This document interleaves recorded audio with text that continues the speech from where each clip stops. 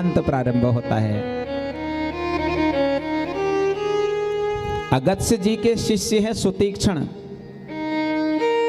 और अगस्त्य जी ने सुतीक्ष्ण जी को शिक्षा दीक्षा दी, और शिक्षा दीक्षा देने के बाद जब सुतीक्ष्ण अपने घर को वापस आने लगे तो सुतीक्ष्ण ने अगस्त्य जी से कहा, गुरुदेव कुछ गुरु दक्षिणा मांग लो मुझसे, मैं आपको गुरु दक्षिणा देना चाहता हूं, क्योंकि दक्षिणा के बिना कोई भी कार्य पूर्ण नहीं होता। फल तब मिलता है जब हम कर्म की दक्षिणा देते हैं महाराज। क्यों हम यज्ञ करें तो यज्ञ के बाद दक्षिणा बड़ी जरूरी है, क्योंकि यज्ञ की भारिया दक्षिणा है, अग्नि की भारिया स्वाहा है। इसलिए जब हम हवन करें तो हमें स्वाहा बोलना पड़ता है। और यज्ञ की जो पत्नी है उसका नाम है दक्षिणा। बिना दक्षिणा के यज्ञ पूर्ण नहीं होता। यानी कर्म दक्षिणा है, जो हम कर्म कर रहे हैं उस कर्म के अनुकूल दक्षिणा मिलनी चाहिए। दो चीजें यहां पर बताई गई हैं, पहला बताया है दान और दूसरा बताया है दक्षिणा। दक्षिणा कर्म के आधार पर होती है और दान स्वेच्छा के आधार पर होता है महाराज। ठीक उसी प्रकार से मान लो जैसे आप लोग नौकरी करते हैं तो सरकार आपको हर महीना दक्षिणा देती है, ठीक है, यानी तो सैलरी आपकी है वो दक्षिणा है आपकी। और साल भर में कभी दीपावली आ जाती है, कभी होली आ जाती है, तो आपको एक गिफ्ट मिलता है, वो दान है महाराज।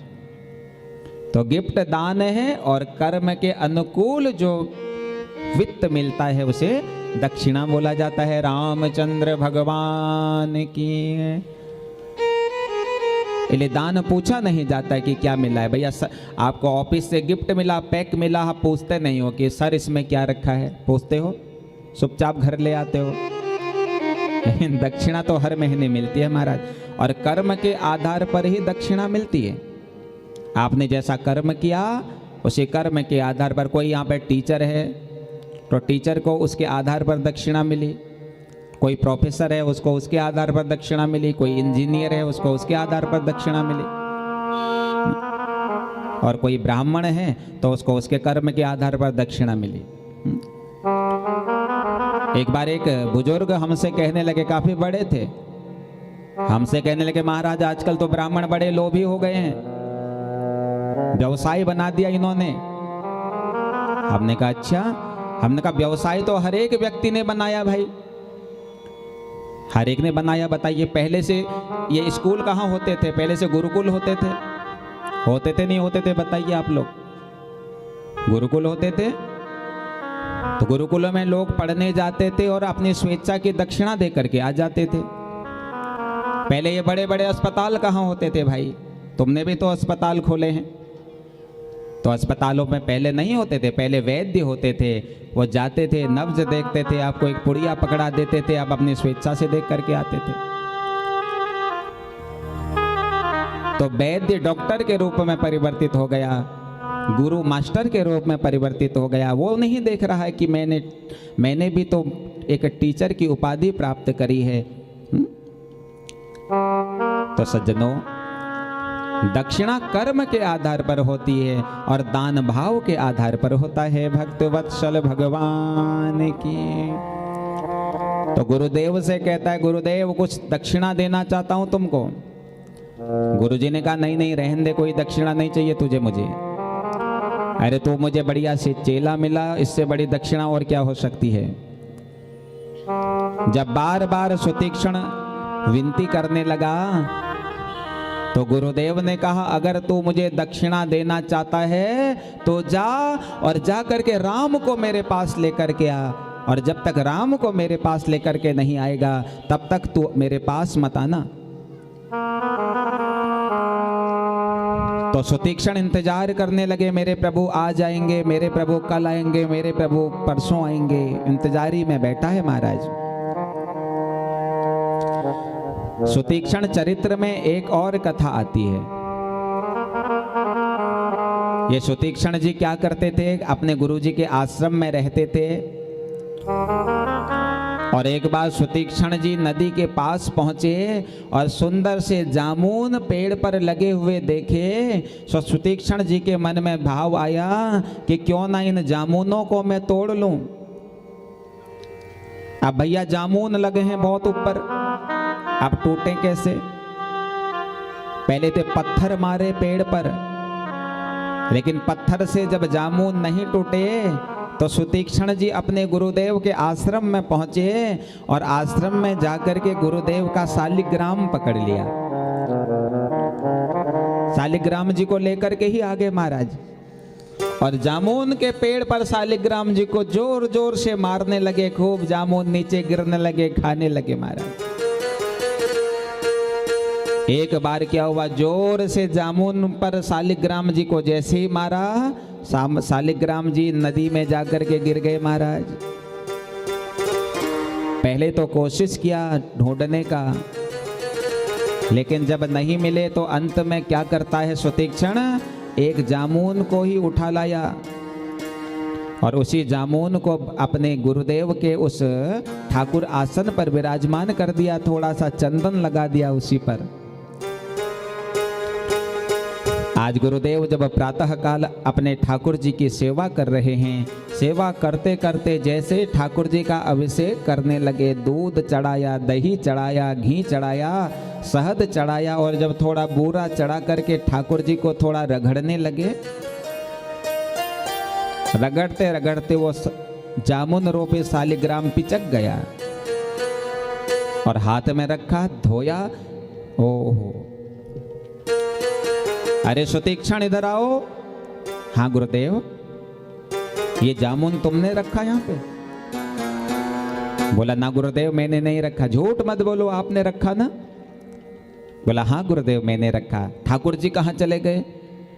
बोले गुरुदेव वो तो नदी में बह गए हैं। तुरंत कहा जाओ यहां से, और जब तक ठाकुर जी को स्वयमेव यहां लेकर के नहीं आओगे तब तक तुम भी मत आना, अपना मुख मत दिखाना। यह सुन करके आज सुतीक्षण जी चले हैं और जा करके एकांत में सुतीक्षण जी बैठे हैं और भगवान की प्रतीक्षा सुतीक्षण करने लगे। जैसे ही पता चला भगवान आ रहे हैं, नाचने लगे सुतीक्षण।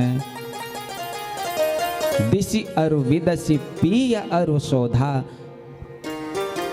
दिशा विदिशा सुतीक्षण ढूंढने लगे, कहीं यहाँ से ना आ जाएं, कहीं वहां से ना आ जाएं। हर दिशा की तरफ सुतीक्षण दौड़ने लगे। हमारी 10 दिशाएं होती हैं। 4 दिशाएं तो प्रायः ही हमें पता है, पूरब पश्चिम उत्तर दक्षिण, और 4 दिशाएं इनके बीच में होती है। पूर्व और उत्तर के बीच में ईशान कोण होता है, पूर्व और दक्षिण के बीच में आग्नेय कोण होता है, दक्षिण और पश्चिम के बीच में नैऋत्य कोण होता है, और पूर्व और उत्तर के बीच में वायव्य कोण होता है। हमारा पश्चिम और उत्तर के बीच में वायव्य कोण होता है, एक ऊपर की तरफ और एक नीचे की तरफ। ये 10 दिशाएं होती है महाराज। तो 10 दिशाओं में सुतीक्षण ढूंढते हैं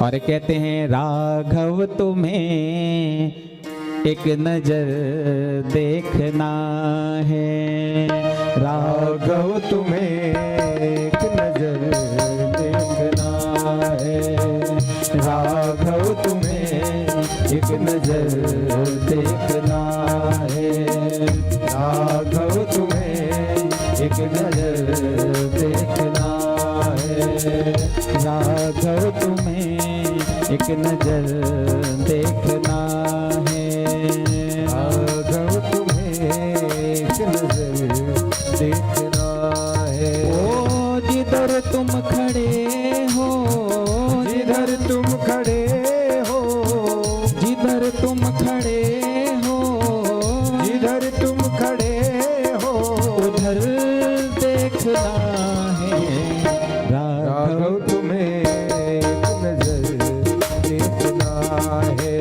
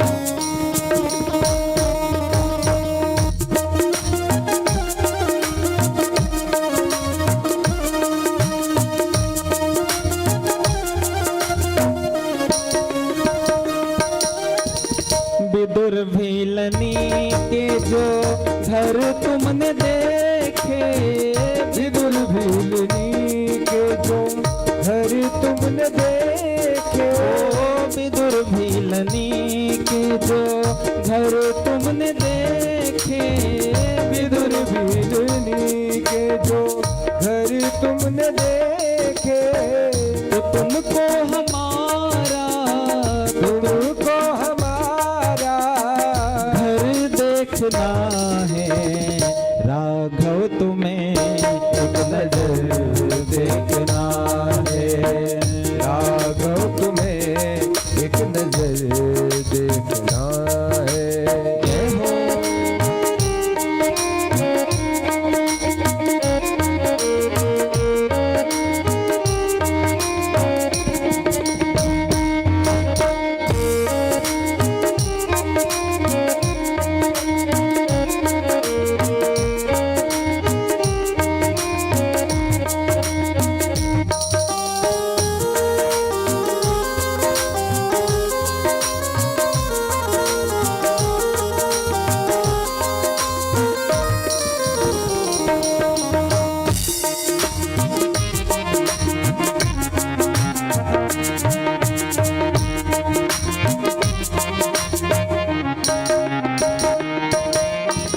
उबारा था जिस कर से गिद्ध और गज को, उबारा था जिस कर से गिद्ध और गज को, उबारा था जिस कर से गिद्ध और गज को, उबारा था जिस कर से गिद्ध और गज को, हमें उन आँखों का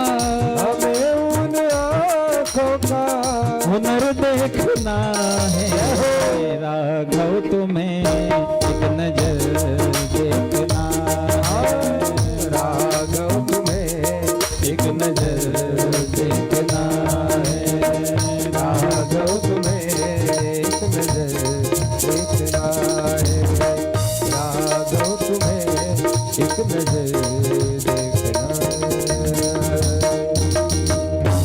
भक्त वत्सल भगवान की। तो राघव तुम्हें एक नजर देखना है। हर नजर को, हर दिशा को घुमाने लगे महाराज। और जब कहीं नहीं मिले तो एक चौराहे में जाकर के बैठ गए। बोला यहां तो मिल ही जाएंगे महाराज हैं। बोला कम से कम यहीं से जाएंगे जहां को जाएंगे। और जैसे ही चौराहे पर बैठे तो वैसे ही मेरे राम सामने आ गए। प्रभु का ध्यान करने लगे। शरीर पुलकित हो गया राम को देख करके। राम जी ने कहा सुतीक्षण देखो मैं तुम्हारे सामने आ गया। प्रभु चरणों में लोटपोट हो गए महाराज। प्रभु ने कहा मांगो सुतीक्षण तुमको क्या चाहिए। तो सुतीक्षण कहता प्रभु आज तक मैंने कभी कुछ मांगा नहीं है, ना मुझे मांगना आता है। आप तो सब जानते हो प्रभु। इसलिए जो मेरे लिए सही हो वो मुझे दे दो। हम आपके बच्चे हैं, बच्चों को मांगना नहीं चाहिए, पर आप जो मेरे लायक दोगे वो मुझे दे दो प्रभु। तो भगवान क्या दे रहे हैं। अविरल भगति विरति विज्ञाना। अविरल भगति विरति विज्ञाना। अविरल भगति विरति विज्ञाना। अविरल भगति विरति विज्ञाना। हो सकल गुण ज्ञान निधाना। हो सकल गुण ज्ञान निधाना। अविरल भक्ति दे रहे हैं। सुतीक्षण बोले वाह प्रभु मैं धन्य हो गया। अब मैं कुछ मांगू प्रभु। भगवान कहते हैं जब मांगने को कहा था तब तो तू कह रहा था कि मुझे कुछ नहीं आता है मांगना। सुतीक्षण बोले प्रभु जो आपको अच्छा लगा वो आपने मुझे दे दिया, अब जो मुझे अच्छा लगेगा वो मैं आपसे मांगूंगा। आपको जो अच्छा लगा आपने मुझे अविरल भक्ति दे दी प्रभु, लेकिन अब जो मुझे अच्छा लगेगा वो मैं आपसे मांगूंगा। क्या बात है महाराज, क्योंकि प्रभु आपने इतनी संपदा दे दी जिसे मैं संभाल नहीं पाऊंगा, क्योंकि अधिक मिलने पर चोरों का भय हो जाता है। गोविंद भक्त वत्सल भगवान की जय। क्योंकि भगवान ने अविरल भक्ति दे दी महाराज। अब सुतीक्षण कह रहा महाराज अब मुझे कुछ और चाहिए मुझे, क्योंकि जब अधिक मिल जाता है तो फिर चोरों का भय रहता है। राम जी कहते हैं कैसे चोर सुतीक्षण? बोले प्रभु अहंकार, अभिमान, असत्य ये चोर ही तो हैं। अच्छा जब हमें कुछ मिल जाता है तो ये सब हमारे भीतर आते हैं या नहीं आते हैं? आप लोग बताइए, आते नहीं आते हैं? प्रभु अगर हमें ज्यादा धन दे देता है तो हमें अभिमान हो जाता है। प्रभु अगर हमें सुंदर शरीर दे देता तो हमें अभिमान हो जाता है। प्रभु अगर हमें सुंदर गाड़ी दे देता तो हमें अभिमान हो जाता है। प्रभु अगर हमें सुंदर पत्नी दे देता तो भी हमें अभिमान हो जाता है। प्रभु अगर हमें सुंदर शरीर दे देता तो भी हमें अभिमान हो जाता है। होता नहीं होता है माताओं? और अभिमान किसका होता है? किसका होता है? जो हमारा है ही नहीं। ये सारी चीजें हमारी नहीं है, ये शरीर भी हमारा नहीं है महाराज। है हमारा? बताइए। अगर हमारा होता हम कहते भैया अब ज्यादा बूढ़ा बूढ़ा मत होना, जवान रहना, हम कथा सुना सकें, आप कथा सुन सकें। लेकिन धीरे धीरे बूढ़ा हो जाता है शरीर महाराज। ये धन भी हमारा नहीं है, जो आज हमारे पास है वो न जाने कल किसके पास चला जाएगा, परसों किसके पास चला जाएगा, ये हम नहीं जानते, क्योंकि वो हमारा है ही नहीं। जो नोट आज तुम्हारे पास है वो कल किसी और के पास पहुंच जाएगा, परसों किसी और के पास पहुंच जाएगा, नरसों किसी और के पास पहुंच जाएगा, क्योंकि वो तुम्हारा नहीं है। ठीक उसी प्रकार से यह शरीर भी हमारा नहीं है महाराज। संसार में कोई हमारा नहीं है, और जो हमारा नहीं है उस पर हम अहंकार करते हैं, और जो हमारा है हम उसको पूछते भी नहीं है। वो उसको हम तब पूछते हैं जब ये लात मार देती है संसार हमको। भगवान के दरवाजे पर तब पहुंचते हैं जब संसार साथ छोड़ देता है। इसलिए बंधुओं आज सुतीक्षण जी कह रहे हैं महाराज इतना संपदा तुमने मुझको दे दी है, अब इस संपदा को संभालने की शक्ति भी दो प्रभु। इसलिए कुछ मिल रहा है तो भगवान से कहो प्रभु जो तूने मुझे दिया है इसे संभालने की शक्ति भी मुझे देना। और जब हम उस चीज को भगवान पर समर्पित कर देते हैं तो वो वस्तु शुद्ध हो जाती है महाराज। इसलिए प्रभु आप मेरे हृदय में विराजमान रहो, ताकि ये चोर दूर दूर तक मेरे भीतर प्रवेश न हो सके। संसार में आए हो लेकिन मृत्यु का भय होना चाहिए महाराज। एक बड़ा सुंदर सा वृतांत आता है। राजा जनक के पास अपार संपदा थी महाराज।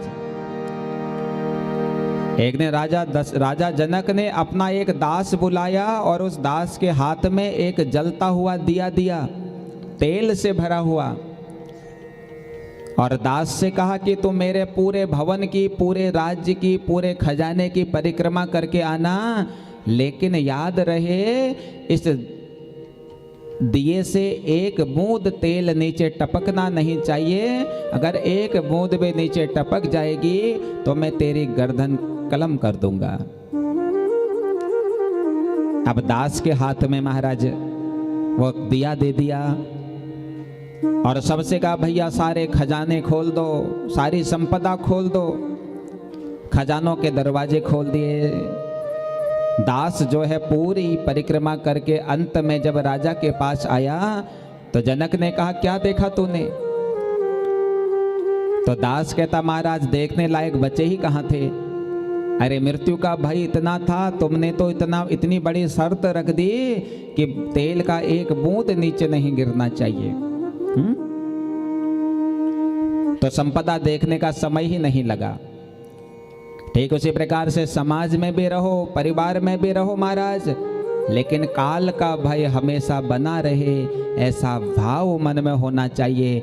हम ये जो हमारा है ये है ही नहीं हमारा, ऐसा भाव मन में होना चाहिए। संसार में सारे सुख भोगो, लेकिन उन सुखों के अधीन मत हो जाओ, क्योंकि महाराज आज सुख हैं तो कल नहीं भी हो सकते हैं। जीवन में सारे सुख भोगो, लेकिन उनके अधीन मत रहो। बड़ा बड़ा घर भी बनाओ, लेकिन उस घर के अधीन मत हो जाओ। कल अगर झोपड़ी में रहना पड़े तो वहां भी प्रसन्नता से रहो।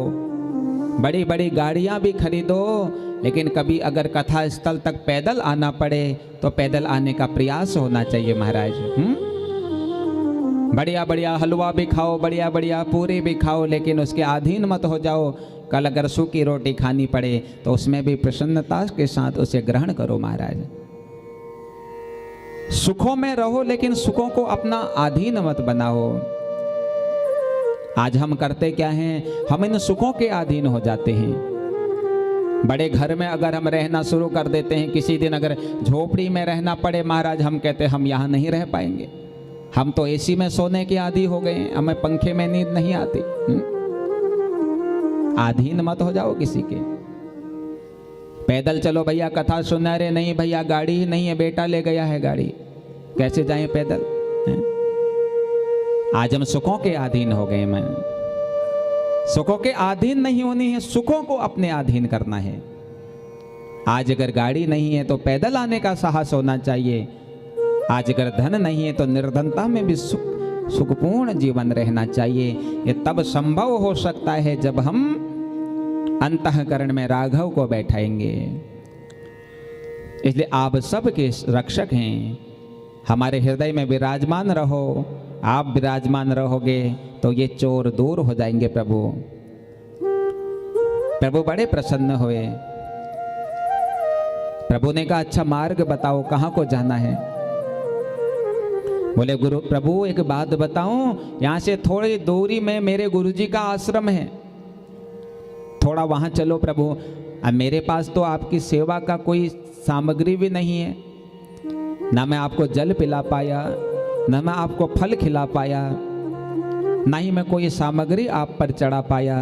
भगवान कहते सुतीक्षण, तूने जो चढ़ाया है ना, अगर हर एक व्यक्ति वो मुझ पर चढ़ा दे तो फिर उसे कुछ और चढ़ाने की आवश्यकता नहीं पड़ेगी। प्रभु को चढ़ाओ प्यारे, तो अपना मन चढ़ाओ। जिसका मन प्रभु पर चढ़ जाता है फिर सांसारिक चीजें उसे चढ़ाने की आवश्यकता नहीं पड़ती है।